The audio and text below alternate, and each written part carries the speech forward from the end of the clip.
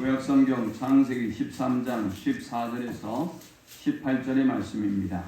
롯이 아브라함을 떠난 후에 여호와께서 아브라함에게 이르시되 너는 눈을 들어 너 있는 곳에서 북쪽과 남쪽 그리고 동쪽과 서쪽을 바라보라. 보이는 땅을 내가 너와 내 자손에게 주리니 영원히 이르리라. 내가 내 자손이 땅의 티끌 같게 하리니 사람이 땅의 티끌을 능히 셀 수 있을진데 내 자손도 세리라. 너는 일어나 그 땅을 종과 횡으로 두루 다녀보라. 내가 그것을 내게 주리라.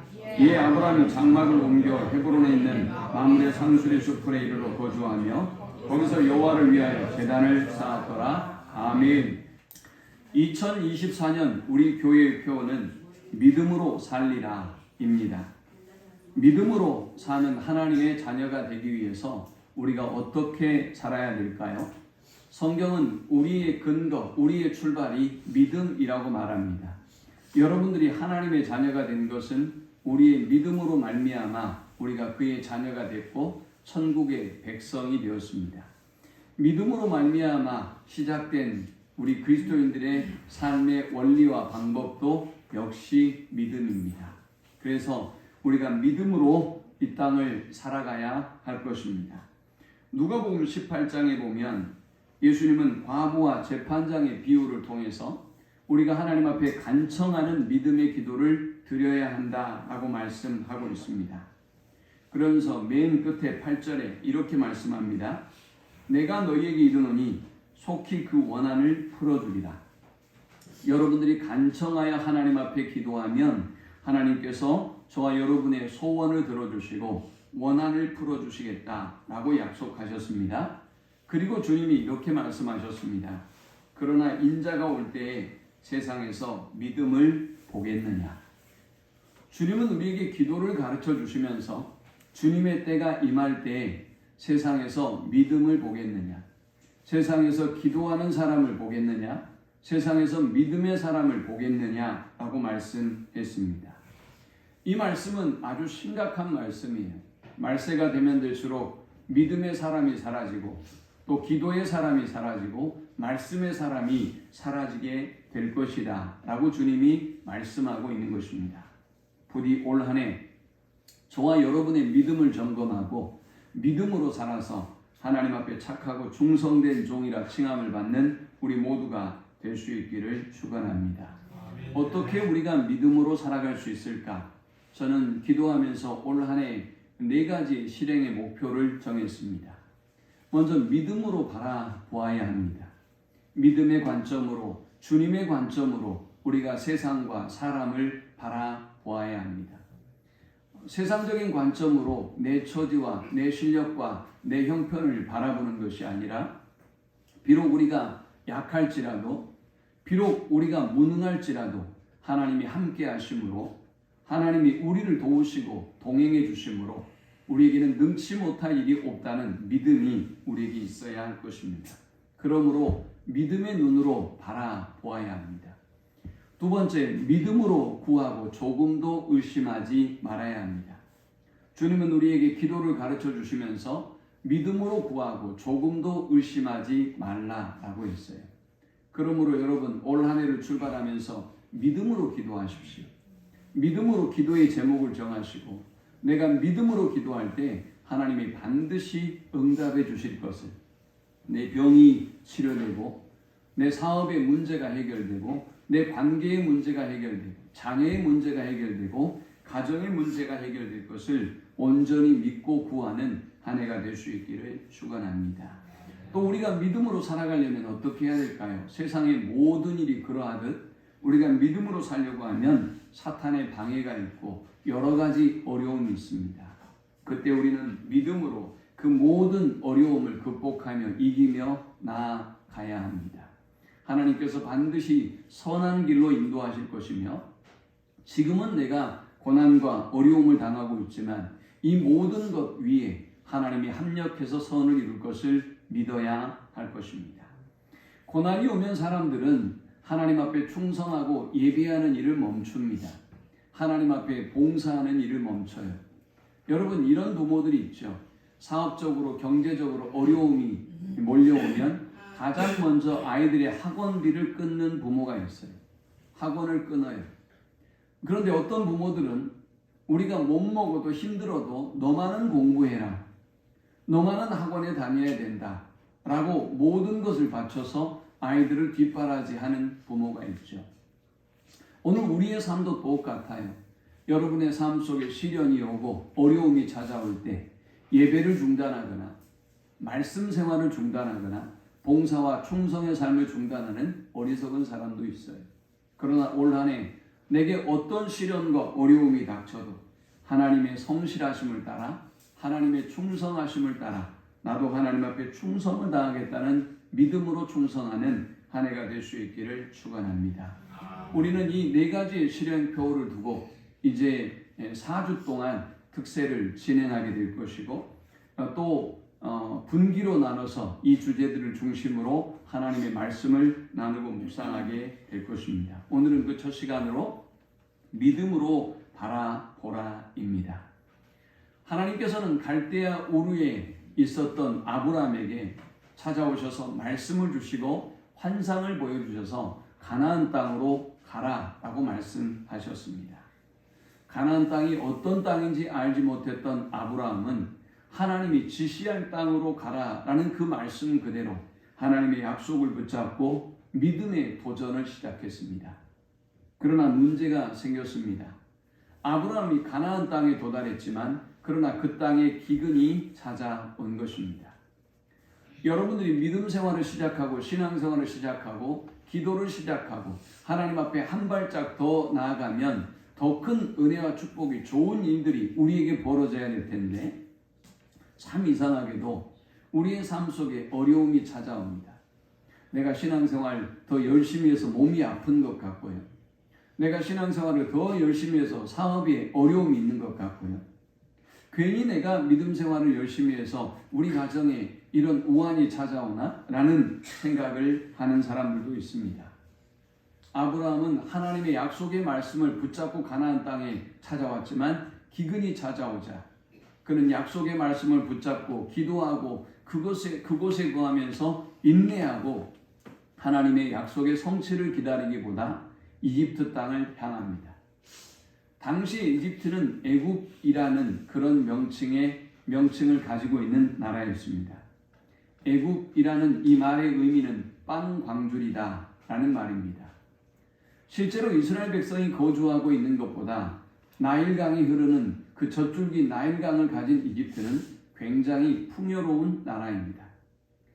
이제 아브라함은 그 풍요로운 땅 나일강 쪽으로 이동하게 되었고 그리고 그곳에 거주하게 되었습니다.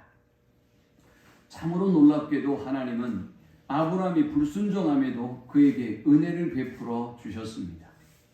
은금과 육축이 풍부하도록 하나님이 은혜를 주신 것입니다. 그런데 오늘 본문이 시작되면서 창세기 13장 1절에 아브라함은 위대한 믿음의 결단을 하게 됩니다. 아브라함이 애굽에서 그와 그의 아내와 모든 소유와 롯과 함께 네겝으로 올라가니 아브라함에게 가축과 은과 금이 풍부하였더라. 그가 네겝에서부터 길을 떠나 베델에 이르며 베델과 아이 사이 곧 전에 장막쳤던 곳에 이르니 그가 처음으로 제단을 쌓은 곳이라. 그가 거기서 여호와 이름을 불렀더라 했습니다.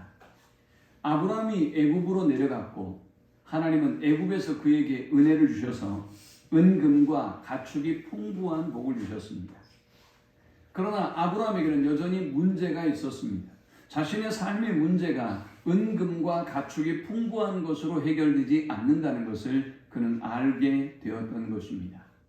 그는 다시 하나님의 약속을 붙잡고 다시 가나안 땅으로 올라가기로 작정합니다.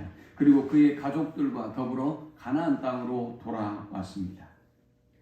아브라함은 그곳에서 먼저 제단을 쌓습니다.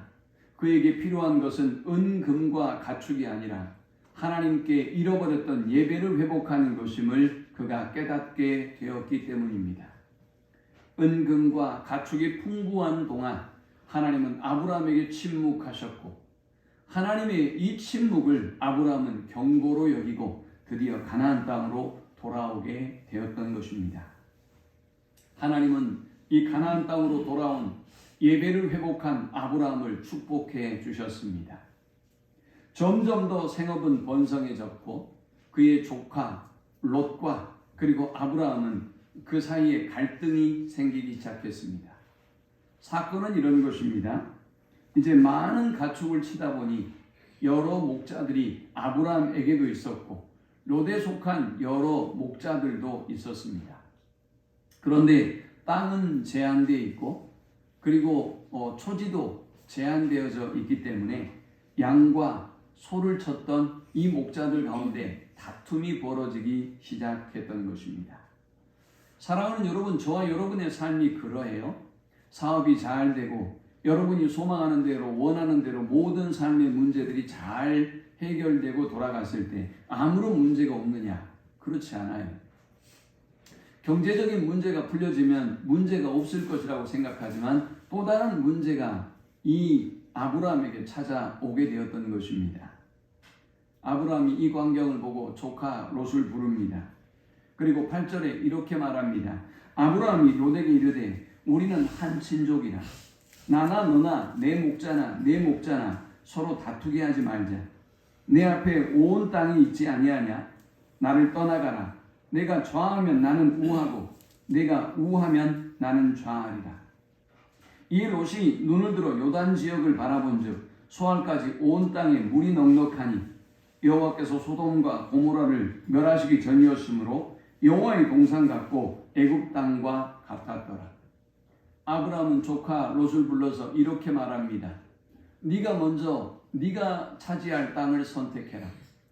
네가 만일 오른쪽을 택하면 내가 왼쪽을 택할 것이고 네가 이쪽을 택하면 나는 저쪽을 택할 것이다 라고 이 조카 롯에게 먼저 양보했던 것입니다. 사실 이 조카 롯은 아브라함이 보호자였어요. 저 갈대아 우르 땅을 떠나는 그 순간부터 아브라함이 그 어린 조카를 돌보고 지금까지 애굽에 거쳐서 지금에 이르기까지 보호자가 되어주고 함께 해주었습니다. 그러니 여러분, 사실은 땅을 양보할 사람은 조카 롯이지 아브라함이 아니었어요. 그러나 아브라함은 자신이 연로한 어른임에도 불구하고 먼저 좋은 땅을 그의 조카 롯에게 선택하게 만들었습니다. 자, 이제 우리는 이 본문을 통해서 네 가지 영적 교훈을 묵상하고 함께 은혜를 나누려고 합니다. 먼저 이 본문을 통해서 우리가 얻을 수 있는 첫 번째 영적 교훈은 믿음으로 바라보라라는 것입니다. 자, 아브라함은 어떻게 이 땅을 조카 롯에게 양보할 수 있었을까요? 분명히 객관적 기준으로 본다면, 분명히 세상적 기준으로 본다면 목이 훨씬 좋은 곳이 바로 요단의 들이었습니다. 그것을 성경은 뭐라고 표현합니까? 온 땅에 물이 넉넉하니 라고 했습니다. 온 땅에 물이 넉넉해서 10절의 끝부분에 보니까 여호와의 동산 같고 마치 에덴 동산과 같이 풍요로운 땅이었고 애굽 땅과 같았더라. 애굽은 아까 빵 광줄이라고 했죠. 매우 기름진 땅이다 라는 말입니다. 아브라함은 그렇다면 조카 롯에게 왜 먼저 이 땅을 양보할 수 있었던 것일까요? 아브라함은 조카 롯과는 다른 관점을 가지고 있었기 때문입니다. 목이 좋으냐, 환경이 좋으냐, 상황과 조건이 좋으냐, 그렇지 않느냐가 풍요를 결정하고 복을 결정하는 것이 아니라 하나님이 함께 하시느냐, 그렇지 않느냐, 하나님이 나의 삶에 복을 주시느냐, 그렇지 않느냐가 훨씬 중요하게 여기고 그렇게 보았던 사람이 바로 아브라함이었기 때문입니다. 사랑하는 여러분, 그렇습니다. 하나님이 복을 주시느냐, 그렇지 않느냐, 하나님이 우리와 함께 하느냐, 그렇지 않느냐에 따라서 우리의 인생의 복과 저주는 결정되어집니다. 그러므로 사랑하는 여러분, 세상의 조건으로 여러분의 인생을 바라보지 마십시오. 나는 왜 이렇게 어렵고 힘들까? 환경으로, 여러분의 실력으로, 여러분의 관점으로, 저 사람들의 관점으로 여러분의 인생과 여러분의 삶을 평가해서는 안 되는 것입니다. 오늘 아브라함처럼 믿음의 눈으로 바라볼 수 있는 우리 모두가 될 수 있기를 축원합니다. 나중에 이 땅이 어떻게 됐습니까? 나중에 이 땅은 소돔과 고모라다라고 했습니다. 소돔과 고모라를 멸하시기 전이었으므로 여호와의 동산 같고 애굽 땅과 같았더라 했습니다. 이렇게 좋은 목초지 초장이었던 요단 땅은 나중에 소돔과 고모라 땅으로 하나님의 진노와 심판의 대상이 되었던 것입니다. 그러나 아브라함이 남았던 그 땅은 어떻게 되었습니까? 하나님이 복을 주시고 하나님이 함께함으로 아브라함은 점점 더 번성하고 창대케 되었습니다. 켄트 키스라고 하는 박사님이 이런 글을 남겼습니다. 사람들은 때때로 분별이 없고 비논리적이고 자기중심적이다. 그래도 그들을 사랑하라. 당신이 선을 행할 때도 사람들은 이기적인 의도가 숨겨져 있을 거라고 비난할 것이다. 그래도 선을 행하라. 당신이 오늘 행한 선이 내일이면 잊혀질 것이다. 그래도 선을 행하라. 당신의 정직과 솔직함으로 인해 공격받기 쉬울 것이다. 그래도 정직하고 솔직하라. 당신이 수년간 공들여 세운 것을 누군가 하루 밤사이 무너뜨릴지도 모른다. 그래도 세우라. 진정으로 도움이 필요한 한 사람들도 막상 도와주면 당신을 공격할 수 있다. 그래도 도우라. 당신이 가진 최상의 것을 내주어도 비난받을 수 있다. 그래도 당신이 가진 가장 좋은 것을 주어라. 주님은 우리에게 그런 분이었습니다. 주님은 비난과 조롱과 모함과 공격과 죽음 앞에서도 기꺼이 자기 자신을 내어주셨습니다. 마태복음 7장 12절에는 말씀합니다. 그러므로 무엇이든지 남에게 대접을 받고자 하는 대로 너희도 남을 대접하라. 이것이 율법이요 선지자이니라. 누가 양보할 수 있습니까? 누가 대접할 수 있습니까? 하나님의 관점으로 하나님의 능력을 믿고 하나님이 함께 하심을 믿는 사람이 자신의 것을 기꺼이 양보하고 내어놓을 수 있는 것입니다. 마태복음 20장 28절에서 주님은 인자가 온 것은 섬김을 받으려 함이 아니라 도리어 섬기려 하고 자기 목숨을 많은 사람의 대속물로 주려 함이니라 했습니다. 주님은 섬김을 받기 위해 이 땅에 오신 것이 아니라 자기 자신을 내어주시기 위해서 자기 자신을 많은 사람의 대속물로 주기 위하여 이 땅에 오셨다라고 말씀합니다. 오늘 우리 주님이 그러하셨던 것처럼 믿음의 관점으로 주님의 관점으로 모두를 바라보고 세상을 바라보는 우리 모두가 될 수 있기를 축원합니다. 빌립보서 2장 2절은 말씀합니다. 마음을 같이하여 같은 사랑을 가지고 뜻을 합하여 한 마음을 품어 아무 일에든지 다툼이나 회용으로 하지 말고 오직 겸손한 마음으로 각각 자기보다 남을 낮게 여기고 했습니다. 예수님은 그렇게 철저하게 자기 자신을 낮추셨던 것입니다. 자, 이렇게 조카 롯이 떠나가고 하나님께서 아브라함에게 이렇게 말씀하셨습니다. 14절에 롯이 아브라함을 떠난 후에 여호와께서 아브라함에게 이르시되 너는 눈을 들어 너 있는 곳에서 북쪽과 남쪽 그리고 동쪽과 서쪽을 바라보라. 보이는 땅을 내가 너와 내 자손에게 주리니 영원히 이르리라. 어쩌면 아브라함은 마음이 많이 상했을 것입니다. 조카 롯에게 이 좋은 땅을 내어주고 그리고 조카 롯의 이기적인 모습을 바라보면서 참 여러 가지 섭섭한 감정과 마음들이 교차했을 것입니다. 그런데 바로 그 시점에 하나님이 아브라함을 찾아오시고 위로하시고 말씀하셨습니다.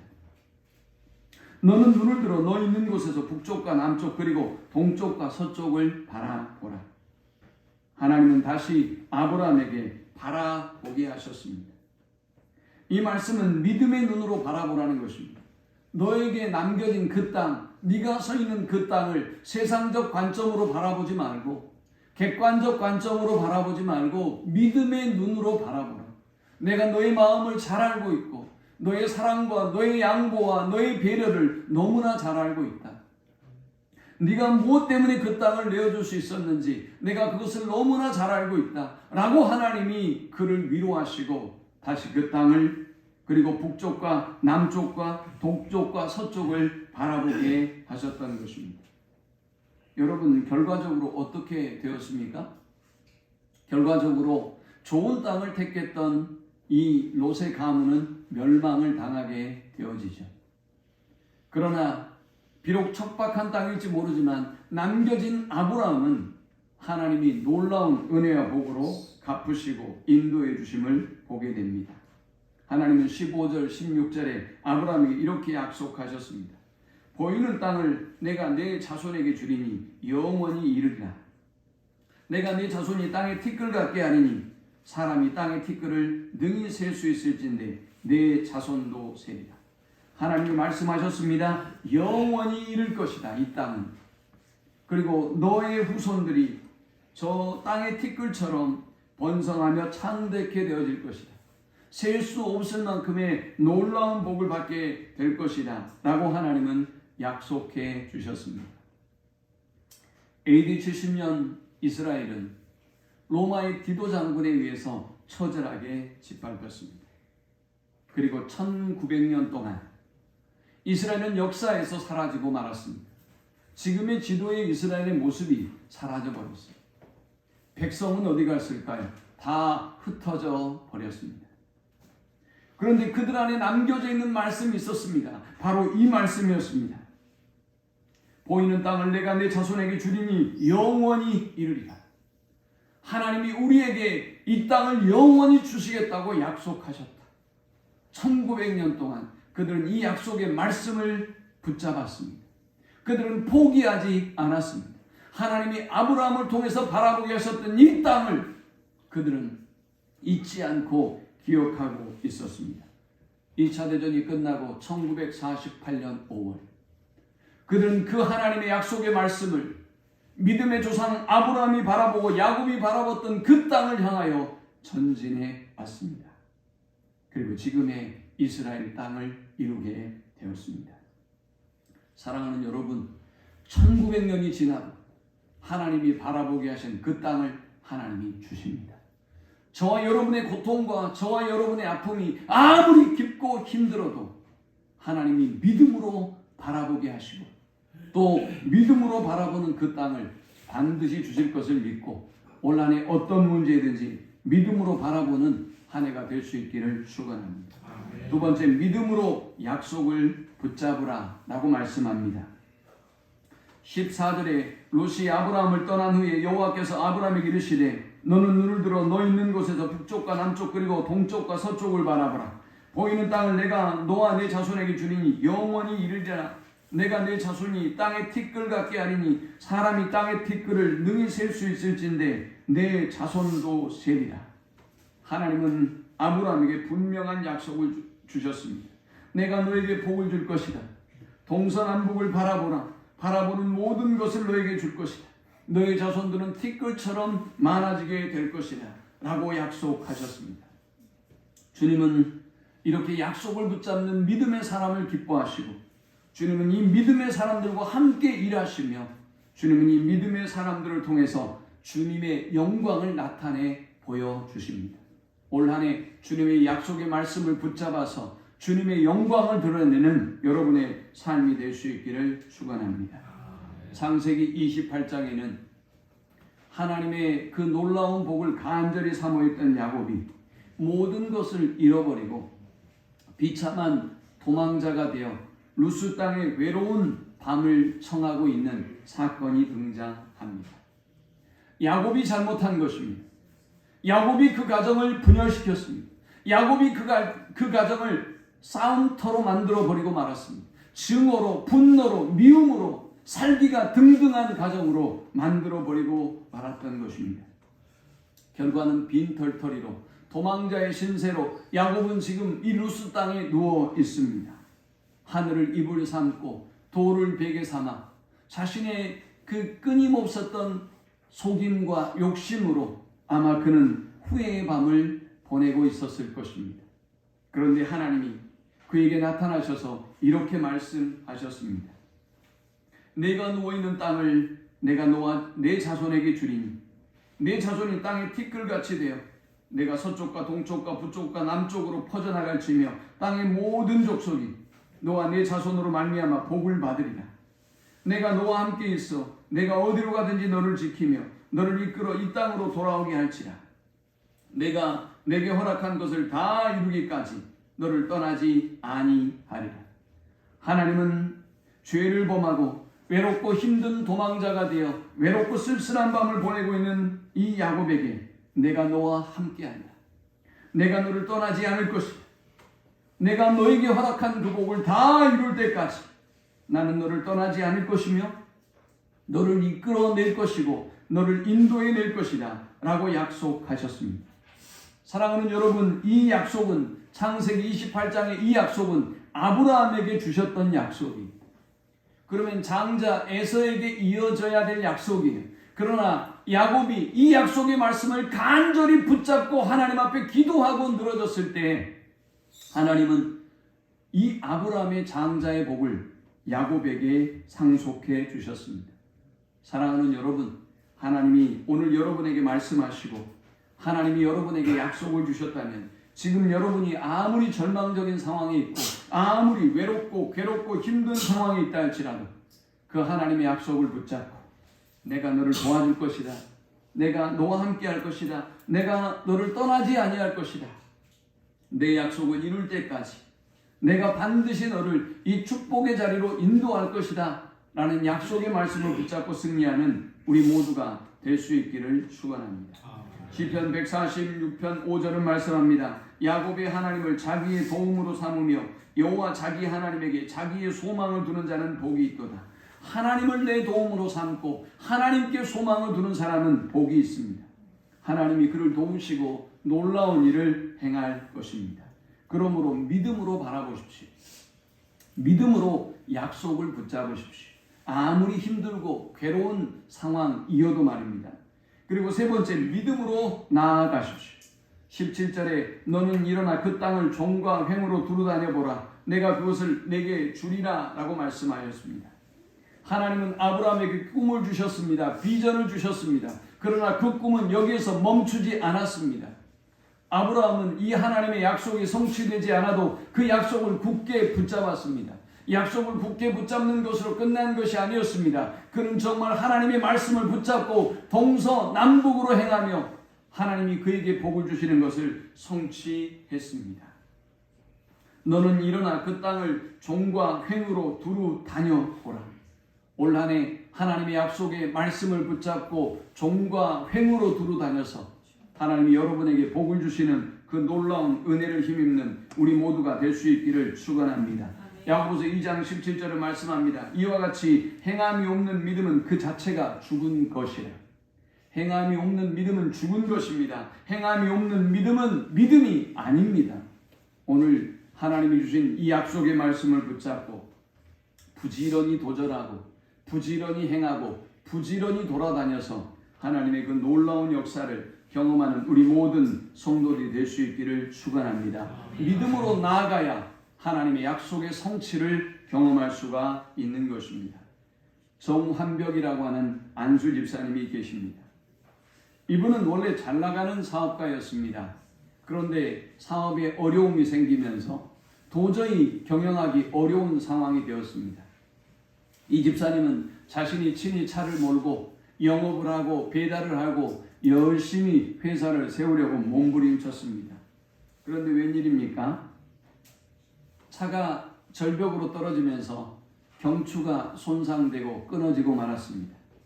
이분은 전신마비 판정을 받았습니다. 자신의 얼굴에 뭐가 묻어도 자신의 몸으로 움직여서 해결할 수 없는, 의식만 살아있고 그저 입만 살아있는 그런 상태로 그는 병실에 중환자실에서 신세를 져야만 했습니다. 그런데 참 그에게 놀라운 하나님의 은혜가 있었던 것은 그에게 믿음의 가족들이 있었다는 것입니다. 먼저 그의 어머니였습니다. 6.25 동란의 남편을 여의고 아이들과 가정을 위해서 끊임없이 기도했던 어머니는 이 아들이 사고가 난 이후에 57일 동안 날밤을 새우고 철야를 하며 기도합니다. 하나님 아버지, 우리 아들을 불쌍히 여겨주십시오. 우리 아들에게 긍휼을 베풀어 주십시오. 우리 아들을 회복시켜 주셔서 일어나게 하셔서 이 아들이 복음을 위하여 쓰임받게 하여 주옵소서. 그는 간절히 기도합니다. 형님인 장로님이 그를 위하여 기도하고 권사님인 그의 형수가 그를 위하여 간절히 기도했습니다.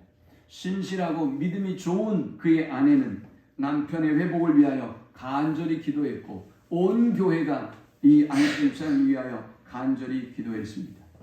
어느 날 이 정환벽 집사님에게 하나님의 음성이 임했습니다. 일어나 걸으라. 내가 도와주리라. 일어나 걸으라. 내가 도와주리라. 정환벽 집사님은 이 음성을 2번이나 들었습니다. 그리고 생각해 보았습니다. 하나님이 나에게 이런 음성을 주셨다면 나로 하여금 걷게 하실 것이다. 그러면 일어나 걷자 라고 결정합니다. 그리고 그 옆에 졸고 있는 아내를 깨웁니다. 여보, 일어나 봐요. 나를 좀 붙잡아 주세요. 내가 일어나 걸을 거요 라고 이야기했습니다. 아내는 깜짝 놀라지 않을 수 없었습니다. 아니, 지금까지 계속 누워서 시중이나 받는 이 사람이 어떻게 일어나 걷는다는 것입니까? 말이 안 되는 상황이었죠. 그런데 이 아내가 믿음이 좋아요. 남편의 곁으로 가서 그의 손을 잡고 그를 부축했습니다. 침대에서 한 번도 일어나 보지 못했던 남편은 자신의 몸을 일으켜 세웠습니다. 그리고 그 순간부터 40분을 그는 병실과 복도를 자유롭게 걸어 다녔습니다. 할렐루야. 사랑하는 여러분, 하나님은 지금도 살아계십니다. 지금도 하나님은 일하십니다. 이 병실에서, 이 병원에서 난리가 났습니다. 저 침대는 기적의 침대야. 저 침대로 내가 옮겨가야 되겠어. 6명이 쓰는 그 방에서 그 집사님의 침대로 옮겨가려고 난리가 났답니다. 그때 그 집사님이 불교신자 부부에게 이렇게 얘기했답니다. 여러분, 저를 낫게 한 것은 이 침대가 아니라 이 말씀입니다. 성경을 보여주면서 하나님의 말씀을 전파했다고 합니다.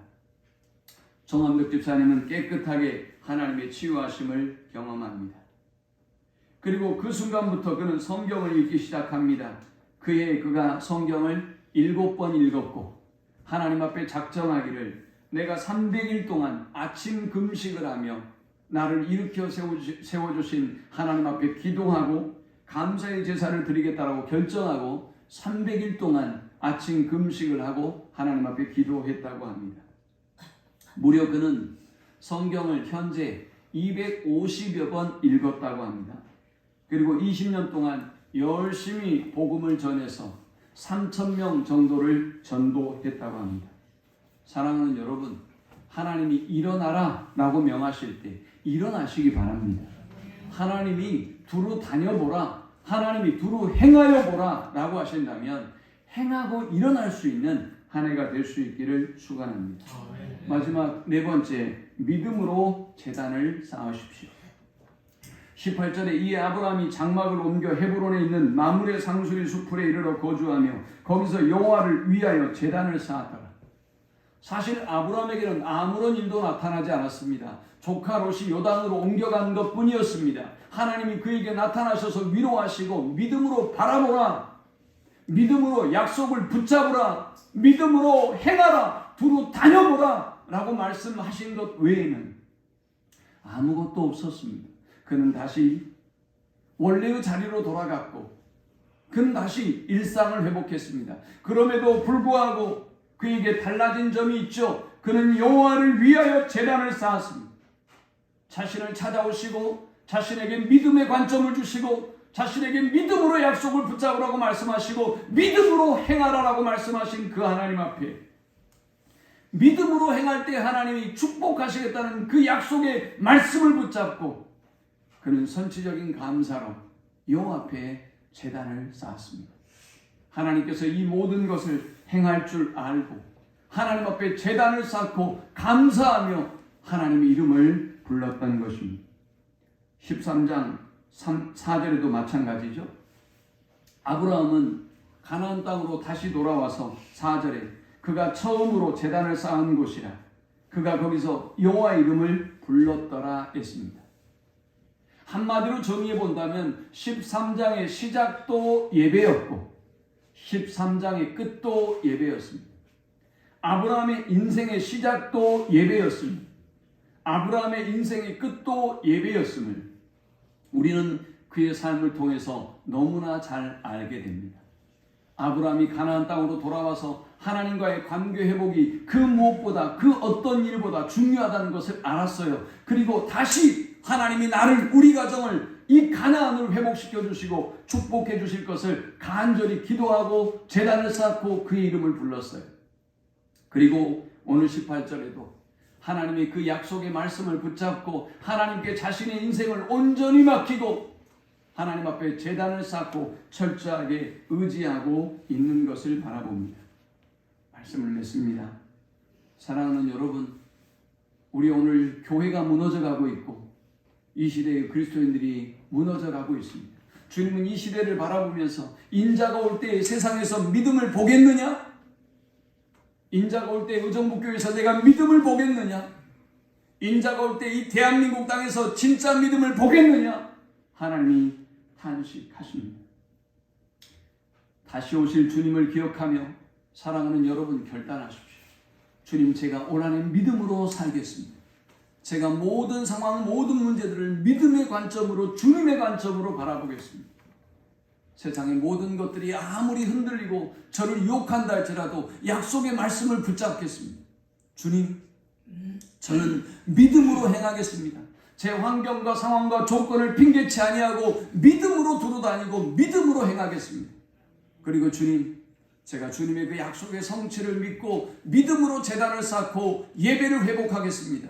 하나님께 제 모든 인생과 삶을 온전히 맡겨드리겠습니다 라고 결단하고 제단을 회복하고 하나님과의 관계를 회복하는 우리 모든 성도들이 될 수 있기를 축원합니다.